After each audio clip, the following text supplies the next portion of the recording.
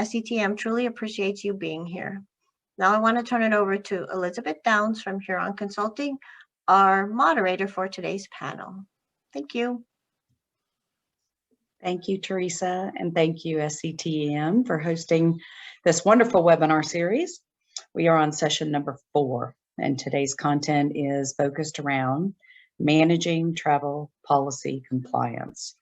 So whether or not you are fully mandated or you have introduced policies, procedures, or are looking to do so that will drive adoption, this session is focused on how are the panelists that we have doing that within their own institutions and organizations currently. So let's start out with question number 1. What happens if a traveler books outside of your travel program? What does that accountability mean to your travelers?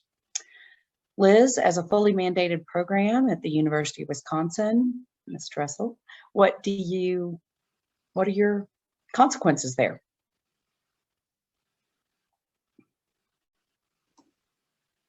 Oops, I think I was muted there. Sorry about that. No worries. For us, we mandate on the air side of things. So if you don't book with our required travel agencies, you just don't get reimbursed. We do have an exception form that some folks use, but it's used very, very rarely. And we really look for the travel agency's invoices. I think that's key, and having everything done centrally for the audit team to see. Really, we also find that we really hold the travelers accountable to follow the rules. So one of the things that we've done in our travel policies, just really kind of outline all the travelers' responsibilities to make it really clear so they understand what responsibilities they have.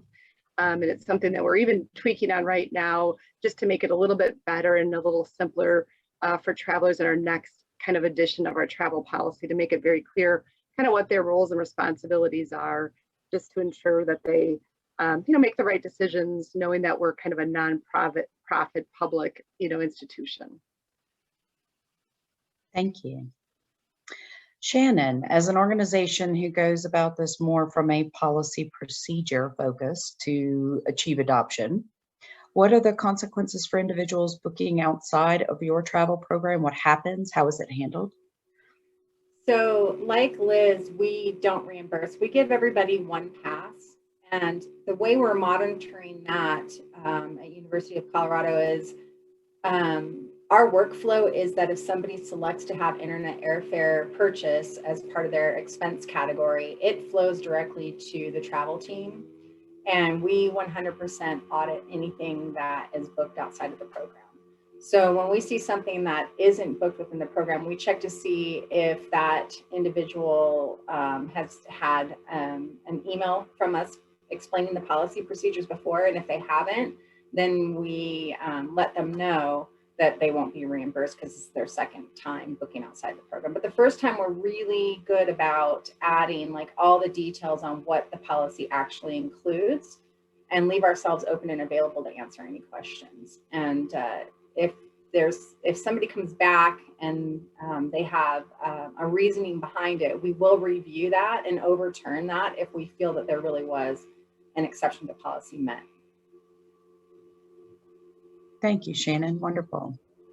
As a little note to the audience, before we move on to our next question, you do have a Q&A area within the webinar. Please feel free to pose questions as we move along. If they're topic specific, we'll try to weave them in. Otherwise, we'll focus some time at the end on questions as well. So moving forward to our next question to our panelists. The next question we'd like to chat about is, how do you optimize your program for managing that policy compliance within the TMC or the booking platform? Camilla, would you kick us off and speak to that for the University of San Diego? Yes, at the University of San Diego, we really leverage audit rules. So any way that we can make the online booking experience a lot more pleasant for them for navigating. When it is items that are international trips or group travel or anything that might be a little bit more complicated, that's when we direct them to speak directly to an agent, either through the phone or email. So I think using the tool to really leverage communication as they're booking minimizes their frustration, because a lot of our travelers like to be autonomous. So them having to reach out to us does not seem to be something that's favorable to them. They want to be able to go through the system with as minimal hiccups as possible. Thank you. Marie, do you have a perspective on this for Ohio State University? Sure. I mean, I think we probably have similar philosophies on that, but I would say our TMC, you know, we have two, one for athletics and one for our individual travel. One currently has the Concur booking tool in place, but we do implement, you know, policy compliance in our systems and scripts with the agents to make sure that policy is adhered to, particularly, you know, first class airfare, for example, or permitting business class and the standards that are set up with our policy. We really don't want the agencies quoting policy, but those are sort of the key ones that we want to make sure that they are upholding and not being driven to the direction of necessarily the traveler's interests. We also ask the agencies to validate the spend authorization. That's a new term we're using with a new very recent implementation to Workday, where they're validating that the authorization is there before they charge anything to our Ghost Card by checking reporting that we provide to them each day. Again, we have rules and disclaimers all through the system, even for the basic economy fares and rental cars. So it's, even though we mandate the airfare component, we do have other rules in place, both in the system and with the agents when they process those bookings. Thank you. Thank you. And then Crystal, I'm curious if we have a kind of the TMC agency perspective from Anthony on what kind of compliance controls management you've seen folks enable in the travel booking tools. Yeah, so as the agency partner, we're definitely mindful of the compliance throughout the life cycle of our partnership. Obviously, upon selection, we're going to implement the policy based on the current needs and the state of the current program. And we make sure that it's embedded within the online and offline transactions to ensure compliance is being enforced. If there's a situation where the policy has been broken or stepped outside of the policy from the traveler's perspective, as they've already mentioned, you know, we can report on that data. But one thing really key is when you receive that data, make sure it's actionable data and you're communicating out to your travelers. A lot of times travelers don't understand policy or why there's something in place. So if a policy is being broken, we take advantage of this opportunity to hear our travelers. You know, they may have a very legit reason why they had to step outside of the policy. And it helps us grow the program, understanding your travelers, but also it supports the buy-in of the travelers. One, they feel like they're being heard. Two, they feel like it's more softer, especially as you're trying to mandate this program, because you're listening to them. And that's really, really key. We also take advantage of the opportunities through this communication to really implement in the event of, you know, world events such as COVID. You know, how do we team together? How do we partner together? How do we listen to our travelers? But, you know, on the flip side of also enforcing this policy. And then in the event that we have a institution that doesn't have a policy in place, we always encourage, you know, to look at your peers or your colleagues within the higher ed vertical. You know, one thing, and I know, Liz, I don't want to jump ahead of this, but definitely I encourage everybody on this call to take advantage of the information, the questions, the answers within SCTM Discuss, which you can get to it through the membership page. But it's super key to look at like-sized schools, or what are they doing? You know, how have they been successful? And that's really key of this travel program adoption series right now. And so I encourage everybody to really leverage your partnerships, both from the agency, both as your other partners or your peers within higher ed.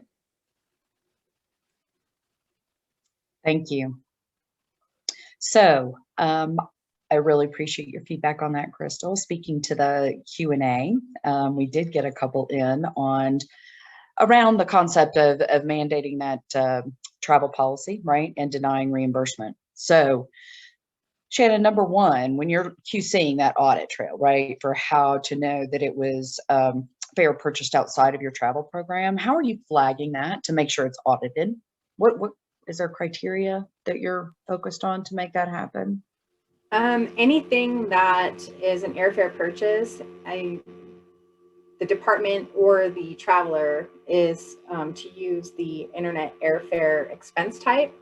And we have a workflow that's built on that. So as soon as that expense type is selected, then that's going to flow directly. So it's a hard stop with the travel office. So after it gets approval from the manager level, then it comes to us. And then if there's additional approval levels above us, then it goes to that approval level. And then the final approval goes through our payable services staff. So and then that is also audited by our payable services. So if they see something that comes through with the airfare, it's sent back to the employee to use that expense type. So it's a 100% audit. What we're looking for is like for like. So it has to be apples to apples comparison. If there's an apple to apple comparison and it's less than, and they demonstrate a cost savings to the university, then we approve it. If not, then we either give them the first time email or we deny it and have them take that expense off of their report. Good answer. I also had a second follow-up that Liz Dressel, I'm going to ask you on this one. So when we say we don't reimburse, what if they used the university card, whether it was a travel card or a purchasing card, to buy that airfare? How do we handle the you're not going to be reimbursed because you booked outside of our program, but you used our method of payment? They'd have to pay that back then, right? So we just, Make them record it as a personal expense? Yep, they have to pay it back and report it as personal. Mm-hmm. Perfect. We did have a question around, we'd like to know which schools have mandated airfare since March 20. I love that question. Clearly, you guys raise your hands on the phone if you are mandated, because we got your pictures and your names. So raise your hand if you're mandated. For those folks on the call, please feel free to write into the chat if you're a mandated school or not. We will happily aggregate that information and share it out with the group. We'd love to know that number and those list of names as well. It's changing and growing, so we're happy to add that list. I don't, Miss Emily Duchesne from Pitt, because I know that name, asked a question of Shannon, is there a dollar threshold for that cost savings differential? I don't believe there is, Shannon. I think it's just the evidentiary policy on the cost savings. Is correct. We don't have a dollar threshold for it. But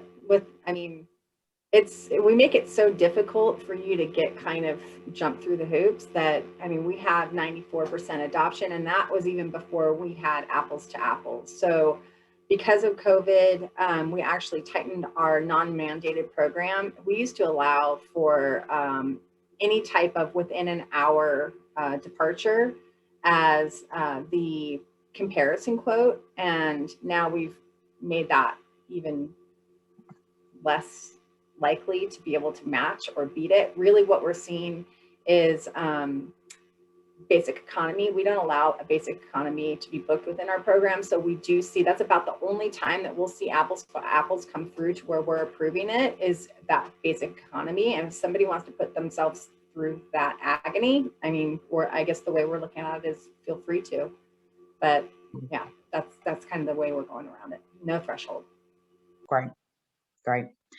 And then Miss Ann Getzik from Rutgers also asked, are airlines blocked on the travel cards to purchase to require that purchase? I think the general consensus would be no. Y'all shake your heads, but I think you allow airfare on your travel card.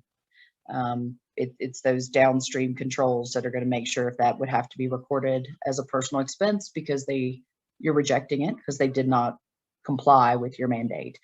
But we would not prohibit the ability to use that card for that. I'm also thinking, and I'll have you speak to this, Camilla, because I see you got something, but I'm also thinking that for the in-travel changes, right? If there's an adjustment to my flight, I need to pay extra to adjust the flight, right? We wouldn't want to prohibit their ability to function in real time. There might be appropriate exceptions or exemptions for emergency situations. And so the card certainly should enable them to do what they need to do, but want to be conscientious about the policy compliance. Go ahead, Ms. Camilla.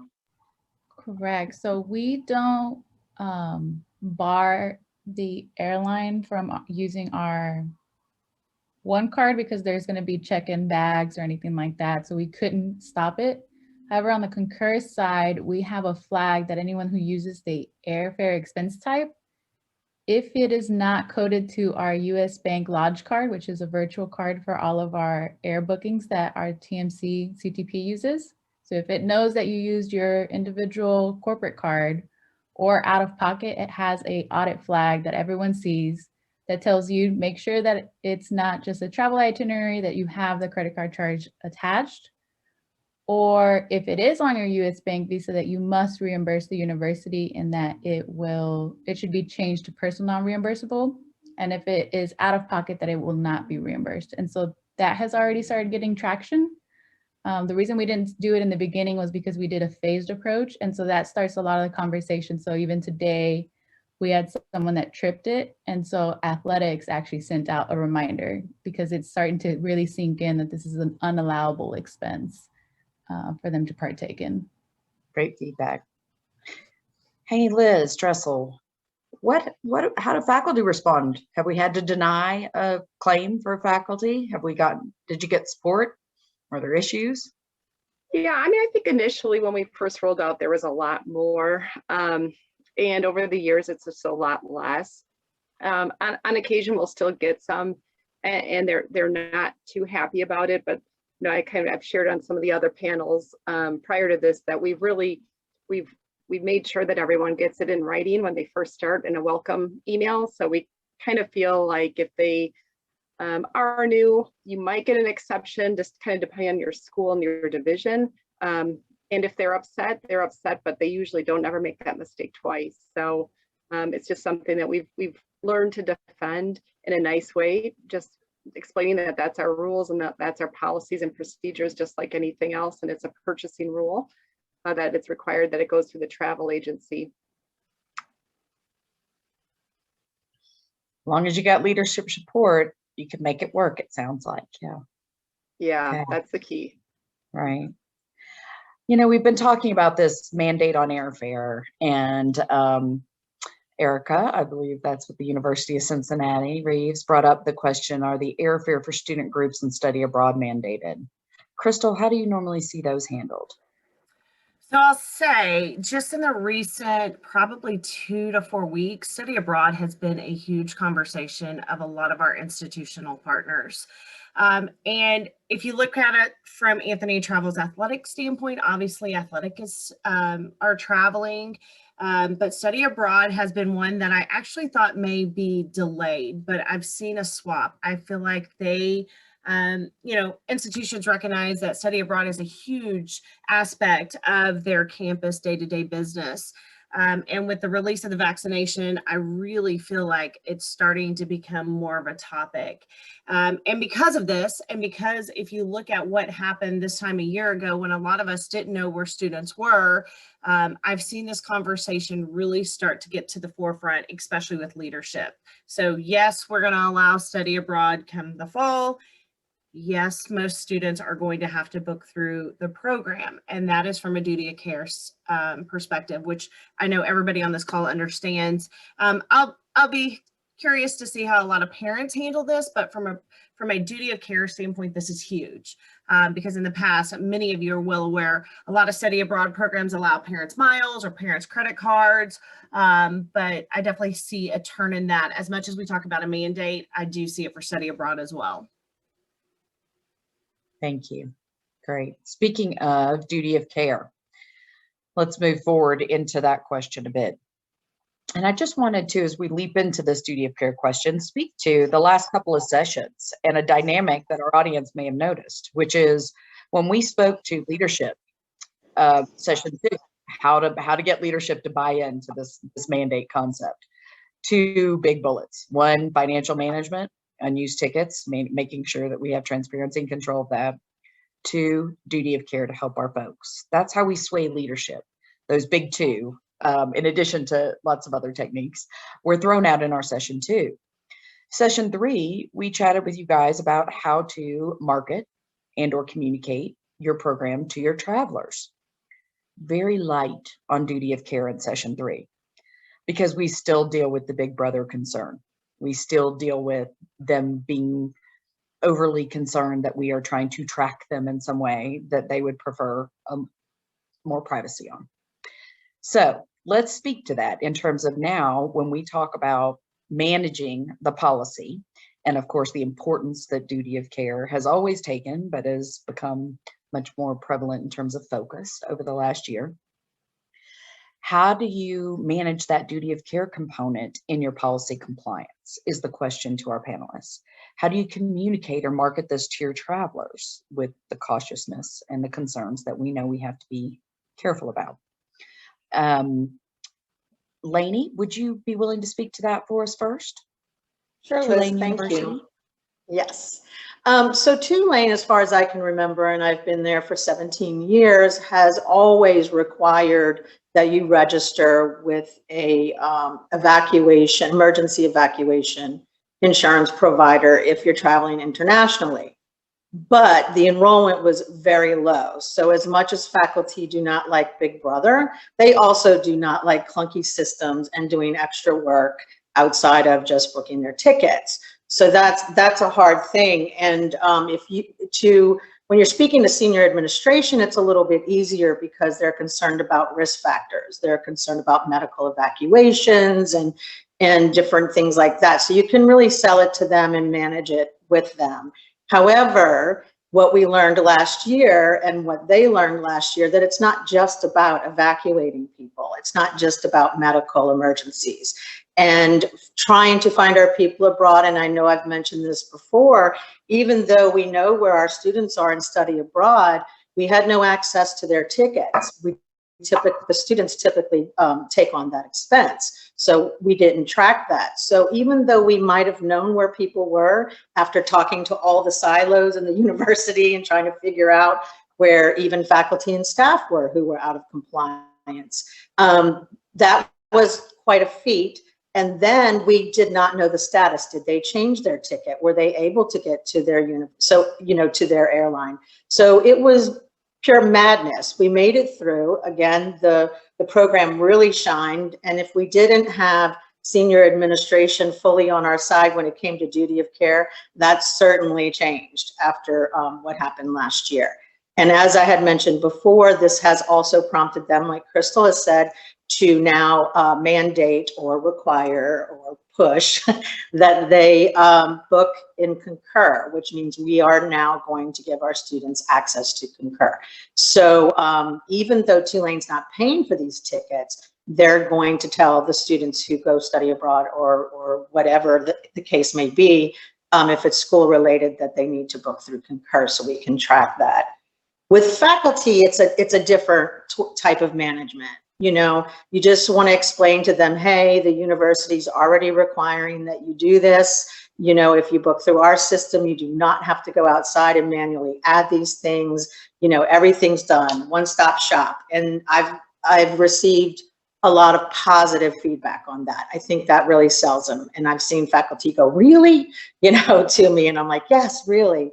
So it's kind of a different sell, but that's how we manage that. And, you know, in the end, we're going to be able to get everybody sort of tracked and get that transparency we really need if something like this were to ever happen again. So I think it's foremost important on our senior administration's minds, duty of care.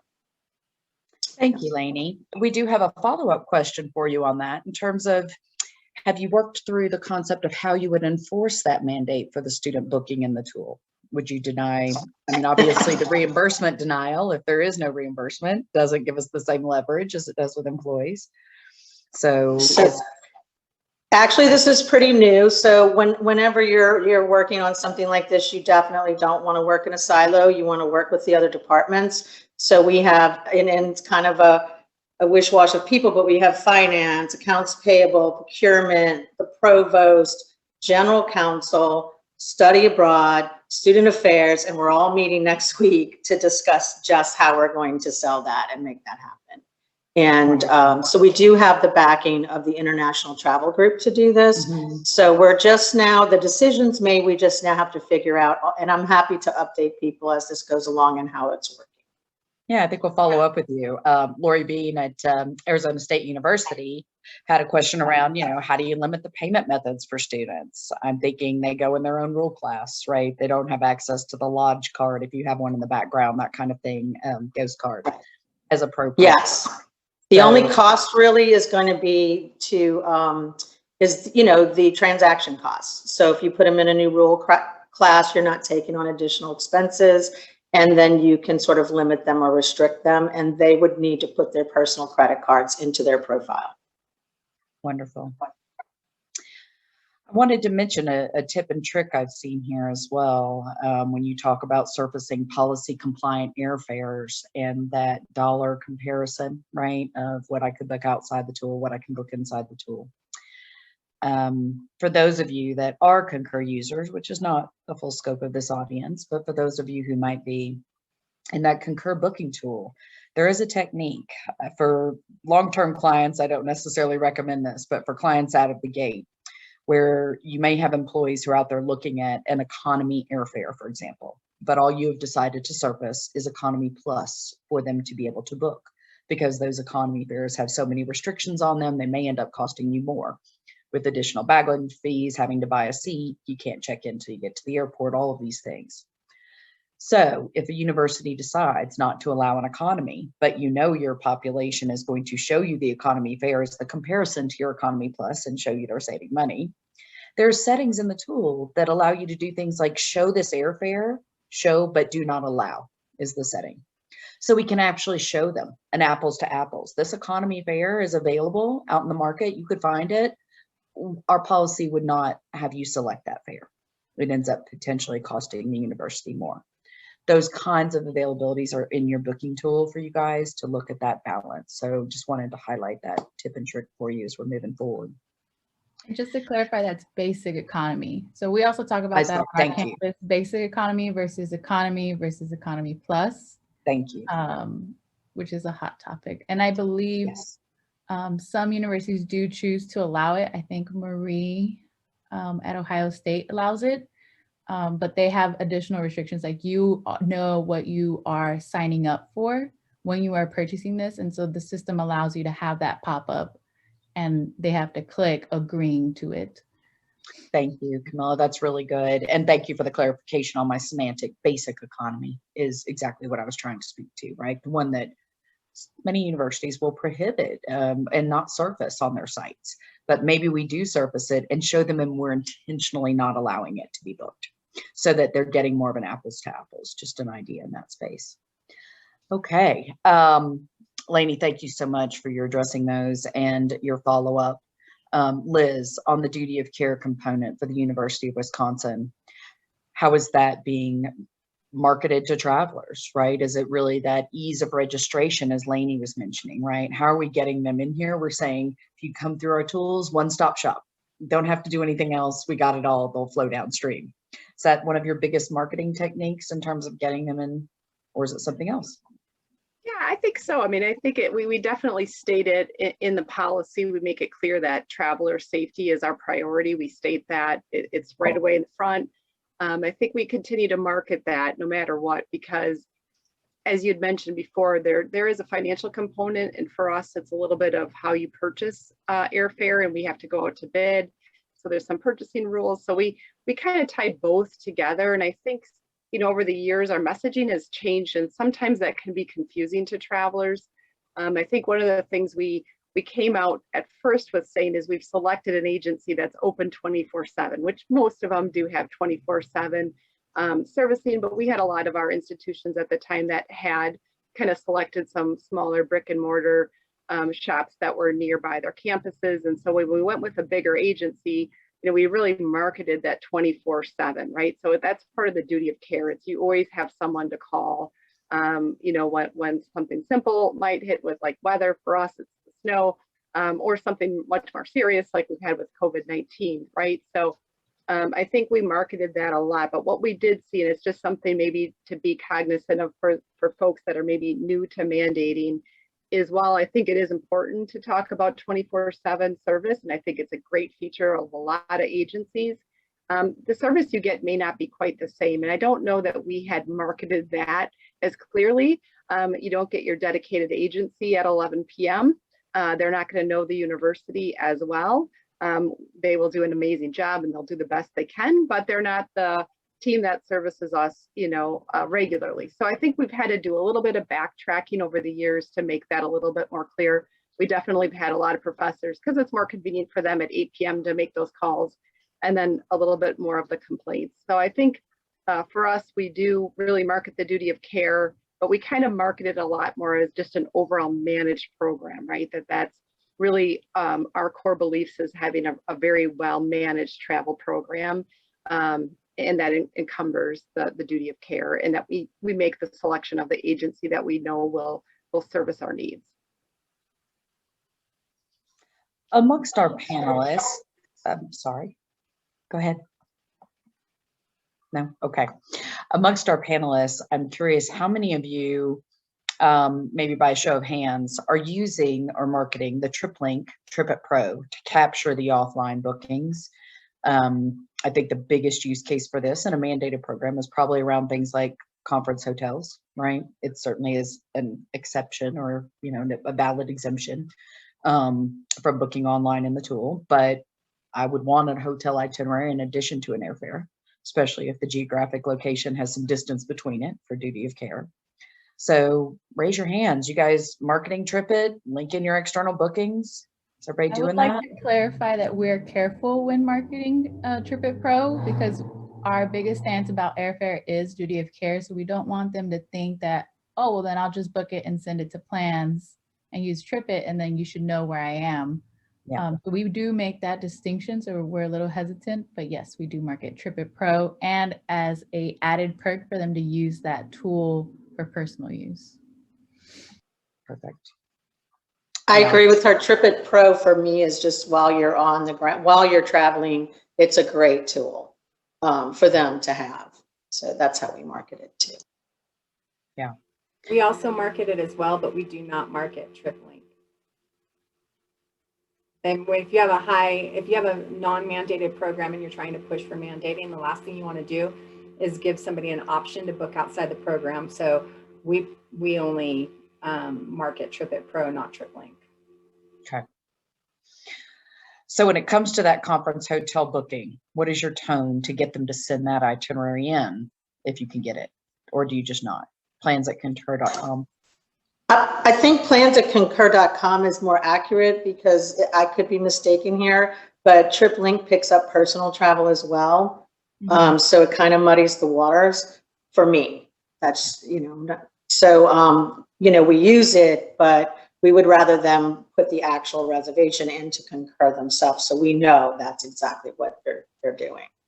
We do a mixture of both and we show them how to connect it as not being business travel inside of their TripIt Pro app. And so once we walk them through that step, that makes it a lot easier for them.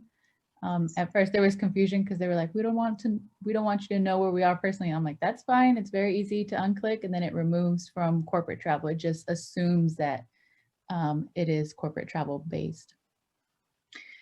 Yes, that's my experience as well. I also think there's kind of a good setting for those of you that are allowing or promoting that, right? If you choose that scrape off concept where you set up your emails in the TripIt app and it's going to grab any reservations, that's what we're speaking to here. It's going to grab personal reservations as well as work reservations and bring them all into TripIt. Then your itineraries could potentially show up in Concur. If you don't mark it as leisure or personal travel within a period of time, it will integrate it. So if we're going to promote that app, what do? On the Concur side, you have 3 controls. One around, we don't let them ever delete a credit card transaction. We don't let them delete an e-receipt. We do let them delete an itinerary because the itineraries may not be business related. So on those 3 controls, for those of you that are, again, Concur users, that may be some detailed support that could help you with how to set that kind of thing up. Okay, thank you so much. All right, how do we audit our travel programs? A little different take on the question. And how often? How are you moving towards implementing change as a result of that audit feedback? Marie, we have you listed as our first respondent here for Ohio State University. How do you audit it?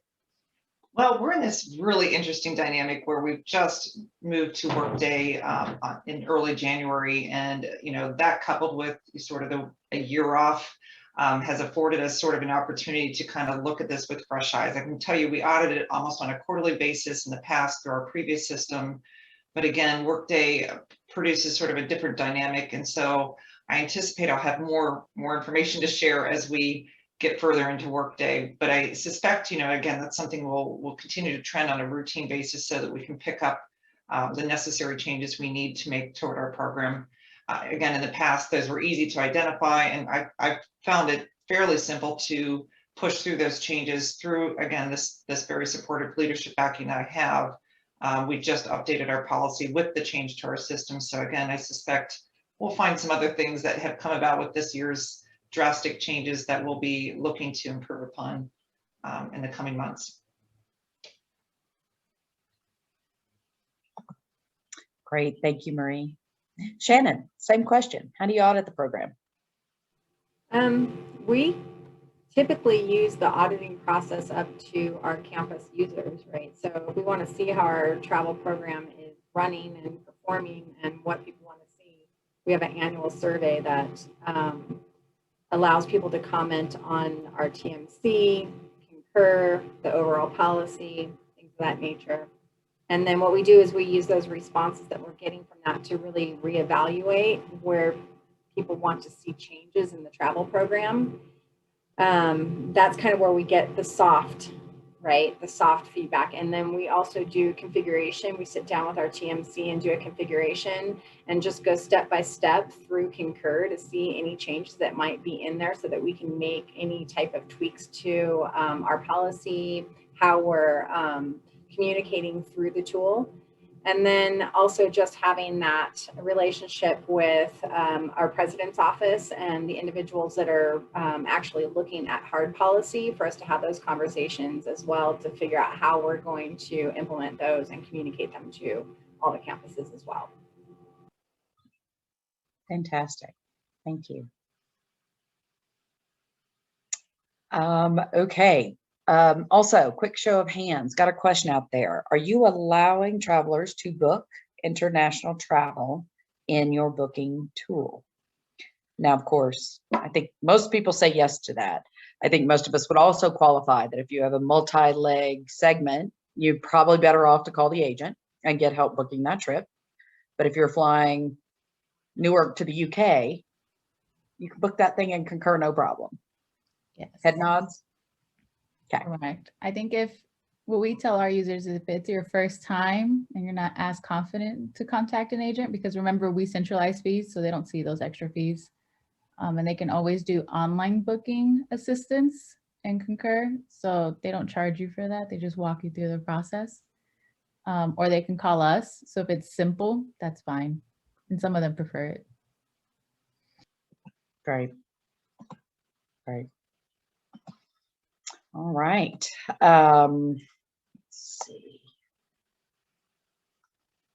Got some good suggestions, just sharing knowledge between you guys out there in the chat. So if you're not reading it, you guys should read it. Awesome stuff.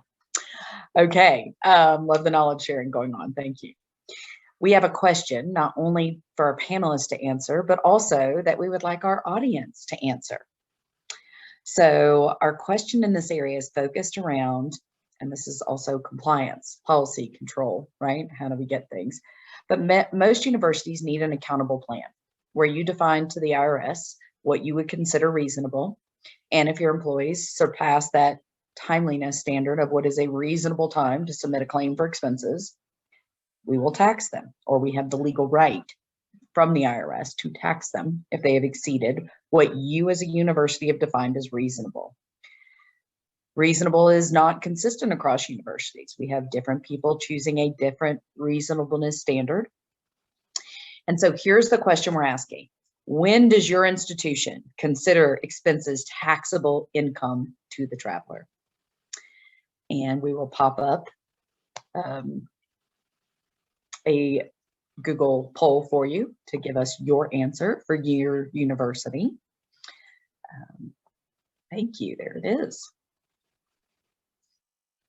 So if you guys wouldn't mind to take a moment to answer that for us, that would be great. You'll notice at the end, we have that we do it manually at some point in time is really what that would imply after we've tracked and tracked and tracked and they still haven't paid us back 2 years later. We'll process it and tax them or not at all. In addition to the metrics up there. Pick the closest date range if we didn't hit yours. Thank you. All right, so for our panelists to answer this question, if we look at our next slide, can we do both?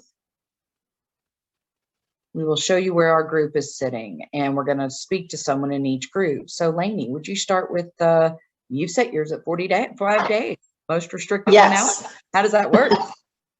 Well, we kind of are well, to be honest, we rarely send these things to payroll to tax them.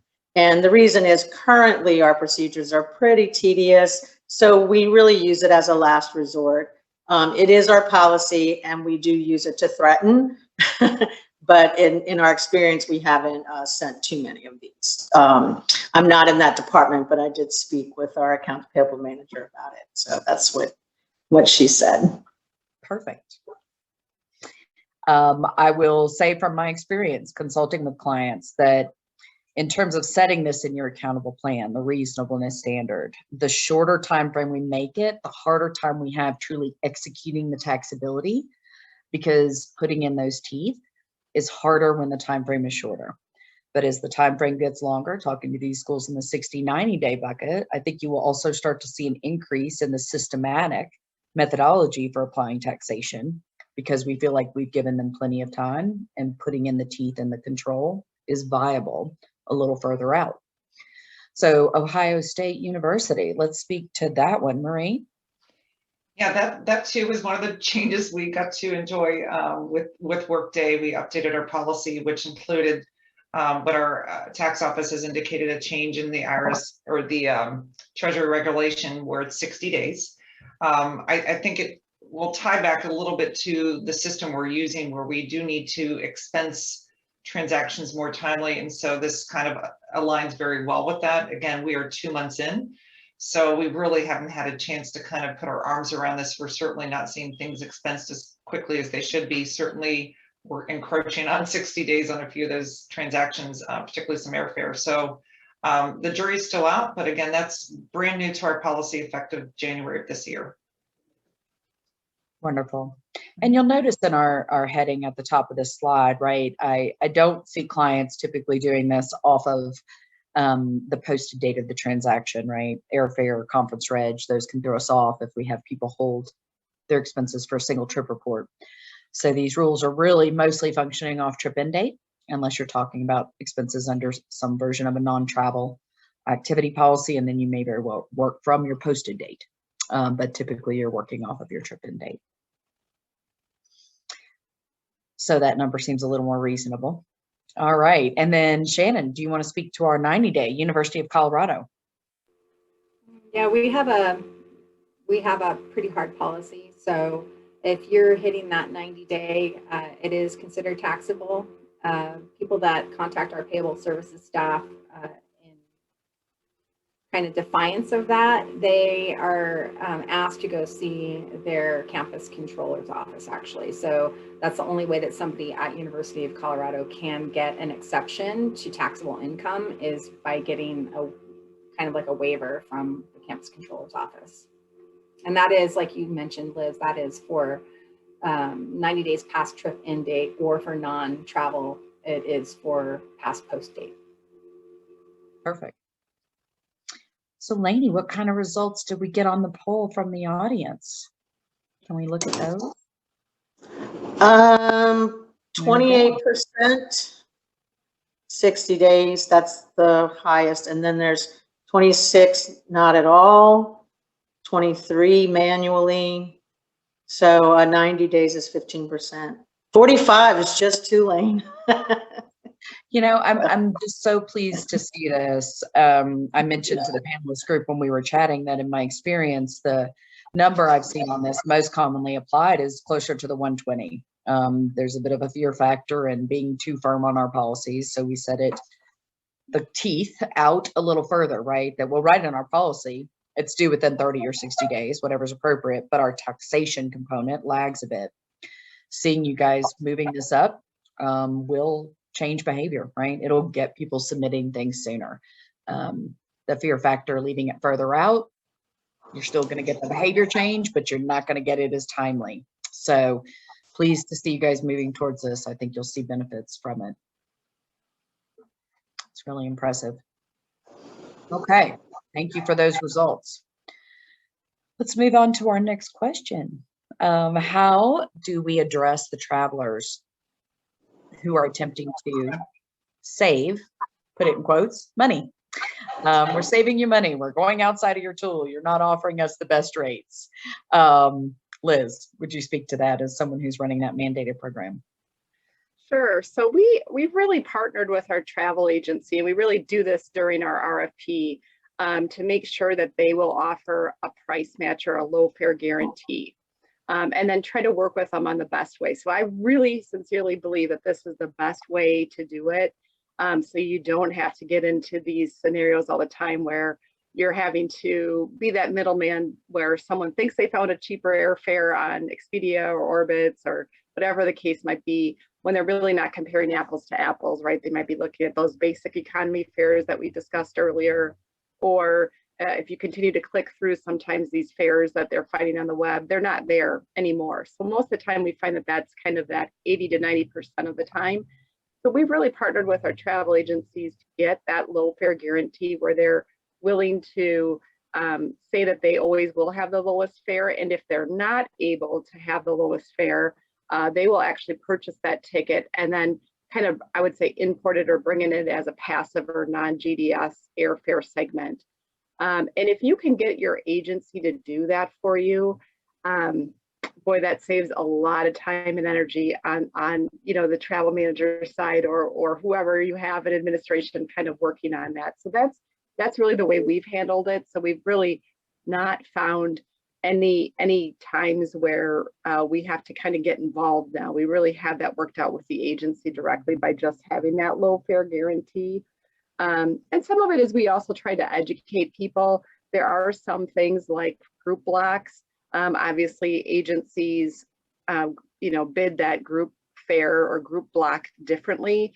So we've had to educate a lot of our employees to not try to do any kind of comparison shopping. So just picking on Crystal, for example, if I asked her and Anthony to give us a bid and then I go to a competitor, we'll just say Shorts, for example, obviously Anthony Travel will have that lower bid because they're the first one to get that 20-seat block, right? So, we try to explain that to them. So I think that's another kind of critical thing that you have to have in your low fare guarantee is maybe educating folks why there might be a lower fare, like those consolidator fares and other things. So maybe we do have a low fare guarantee, except for when there's exceptions that apply, and just, explaining what those exceptions might be, right?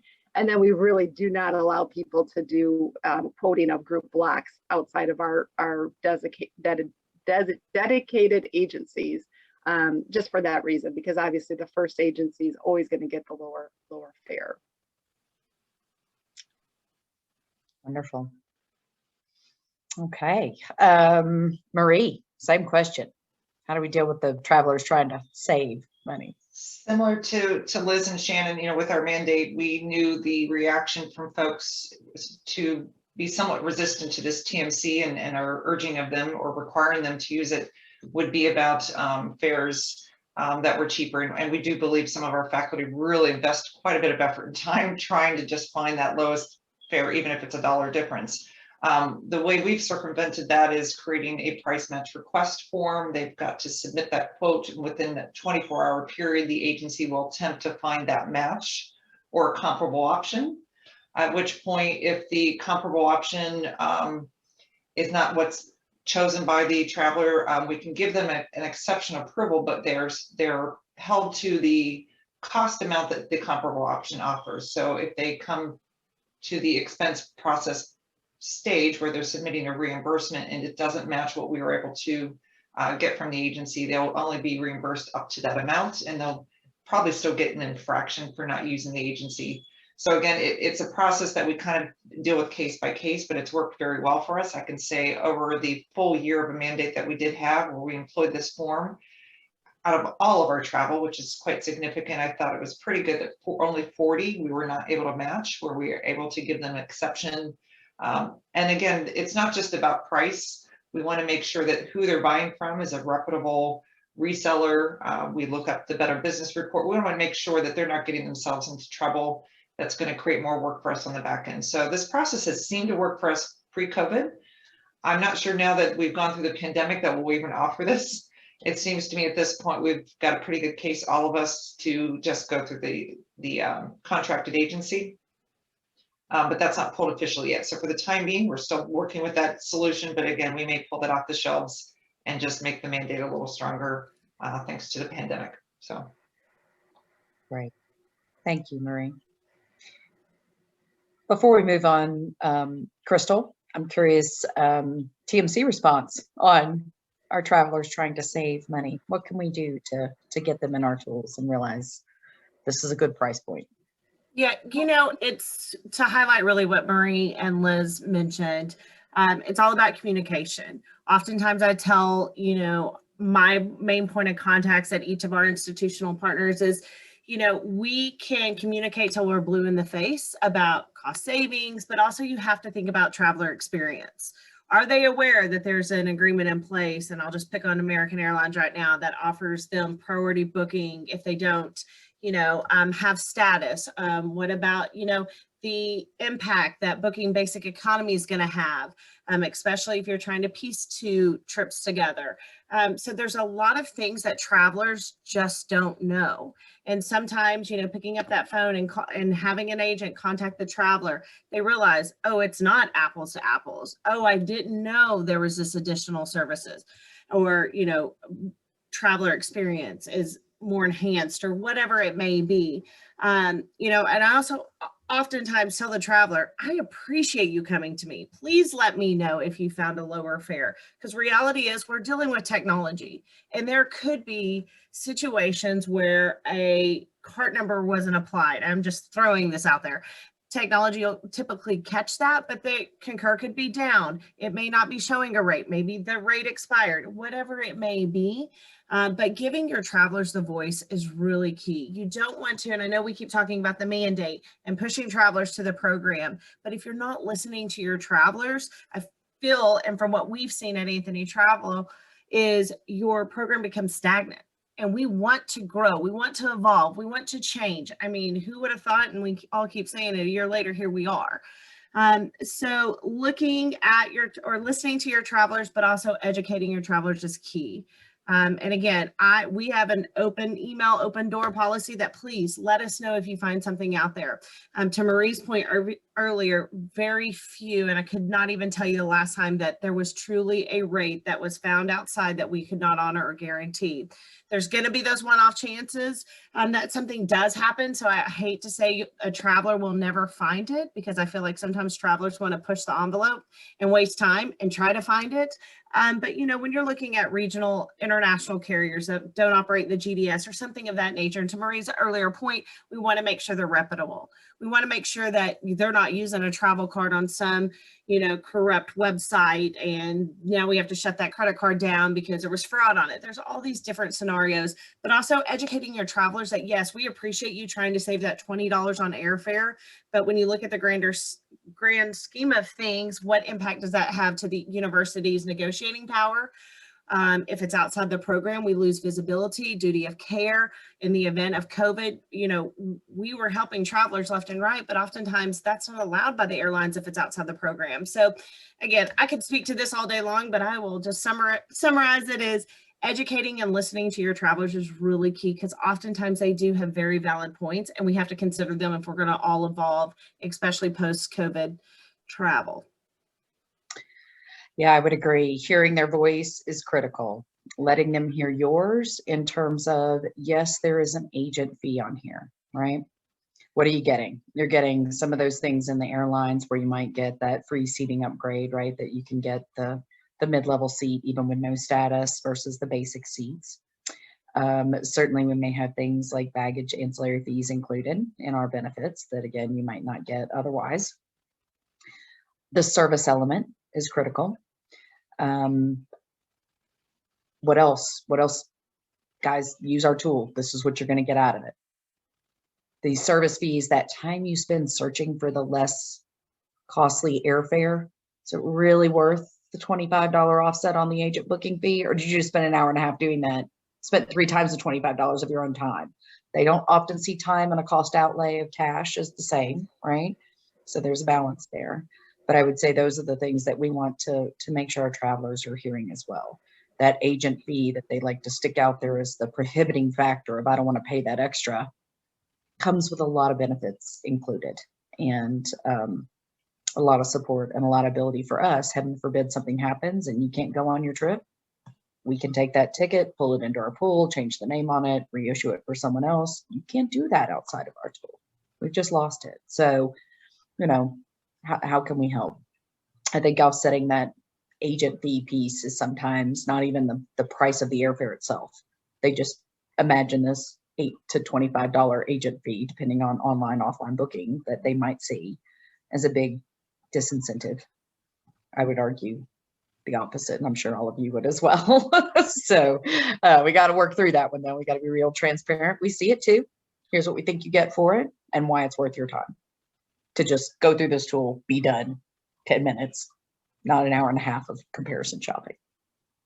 It's the soft costs and traveler friction that we speak to, and we want them to do what they want to do, right? Most of them don't want to be searching for flex. They want to be teaching. They want to be doing research. They want to be doing all these other things, and we want to enable them to restrict a lot of the administrative work that they would have been doing, taken away from that time.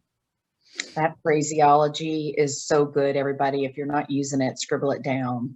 We want you to be able to do your core role for the university, not waste your time searching for a cheap airfare. If you booked in our tool, you're good. We're happy with the price you picked, right? You don't have to worry about it. So definitely, we want you doing your core role and not these administrative tasks. That's a great tone to take. Very successful. I think what everybody needs to also communicate, and this is what I like to communicate too, is if you're booking outside the program and things go completely sideways, we can't help you. If you're booking within the program, that's why we all have jobs, right? Not only to try to secure and negotiate on behalf of the university and for our travelers, but when things go really, really wrong, you have us to do that hard legwork for you, to work with the suppliers and the vendors or whoever it was that the booking was through to try to either recoup funds or to take taxes off. Or, I mean, if I think just like within the last month of how much money I've had to work on to get back for a traveler in a department, that would never come back because we don't have the power to speak on behalf of people. You're kind of making us your attorneys when you're using our travel program, because legally we can't touch and help you with anything else that's booked outside of our program, plain and simple. All good marketing techniques. Thanks everyone for your time today. We have a few questions out there that we will follow up on. SCTM Discuss. Please keep the dialogue going. We all need it. Melody, Robert, Rebecca, there's some others of you out there who asked some good questions. Thank you all for your contributions today. Lainey's going to wrap us up. We really appreciate your participation. Thank you. I will let our executive director wrap up today. Our last one. Teresa, look at me. I can't get my names right. Teresa. That's okay. It's totally fine. Thank you all for joining us today. I'm seeing a lot of good collaboration in the Q&A, and I'm really liking seeing that. So please do go to sctm.org and click on membership and SCTM Discuss and continue those conversations. We really like seeing that kind of collaboration between our collegiate members. We will be sending out a survey. Please do fill it out. We want your feedback because we want to make these better and better because we do want to do more. Again, remember that we are also still going to try to have our annual conference in September and at the W Atlanta Midtown. And that's from September 18 to 21. We are still hoping to do that. More to come on that. We would love for all of you to join us there as well. And thank you so much to our amazing panelists. It's been great, so much information. And to our moderator, Liz Downs, who did an amazing job. We thank you all. Thank you. Thanks, everybody.